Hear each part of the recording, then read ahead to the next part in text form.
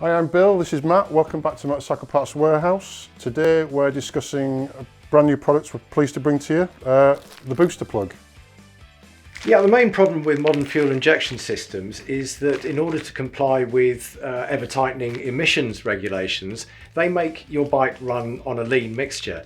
That is to say, for every part of fuel that is going in, there's too much air to make a completely efficient combustion process. So what the BoosterPlug does is it fools the ECU into thinking that it's a lot colder than it is, and it makes the fuel mixture run richer, and it smooths out the idle speed, and it smooths out the jerkiness on and off the throttle, and it makes the whole bike just run a little bit better. And it's a lot better for your engine because it won't run so hot. Another little handy point to the BoosterPlug is, once you're at a steady RPM, so you're cruising on the motorway, at that point the lambda sensor on the exhaust pipe kicks back in and overrides the BoosterPlug, which means the extra fueling doesn't happen.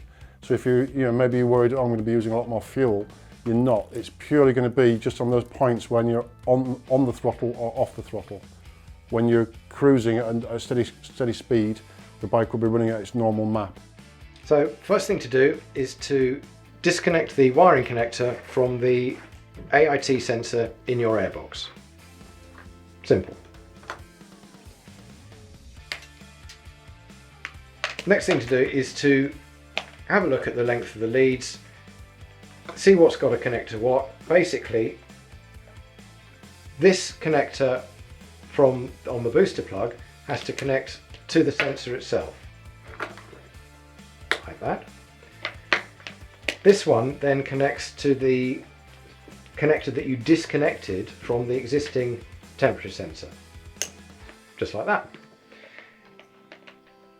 Now basically just find somewhere where everything sits nicely, and on this bike, which is GSX-R 600, that looks good in there. That kind of sits down there nicely. So we suggest that you maybe get some double-sided tape just to stick on the bottom of that, stick it to the frame, and it'll sit there quite well. The next thing you need to do is to then feed this out. Really, best place is at the front of the bike, where the cold air that you're riding through is feeding the sensor. On this one, just feed it down through there, find out where it's coming out, just draw the wiring carefully down,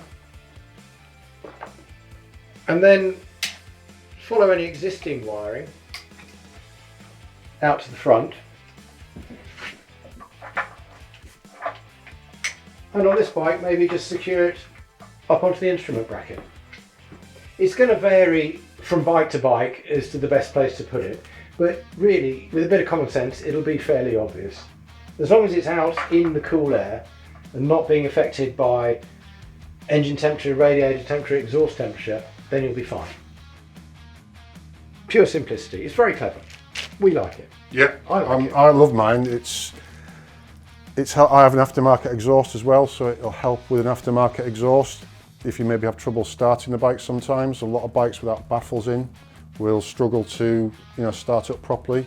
This will help with the idle, as mentioned earlier. And my bike's so much smoother, smoother. You can actually feel when you are just cruising on the motorway. You can feel mine's a twin, and you can feel the lumpiness come back when the BoosterPlug isn't interacting anymore. You can feel how it would have been as I was accelerating. Yeah, I love them. Love them. I wouldn't be without one now. Yeah, I totally agree. I think they're well worth the money. It's a well thought out product. You can't go wrong. So, thanks for watching another video from Motorcycle Parts Warehouse. I've been Bill, he's been Matt. Remember to like and subscribe and click below. Any links to the products will be down in the description as well.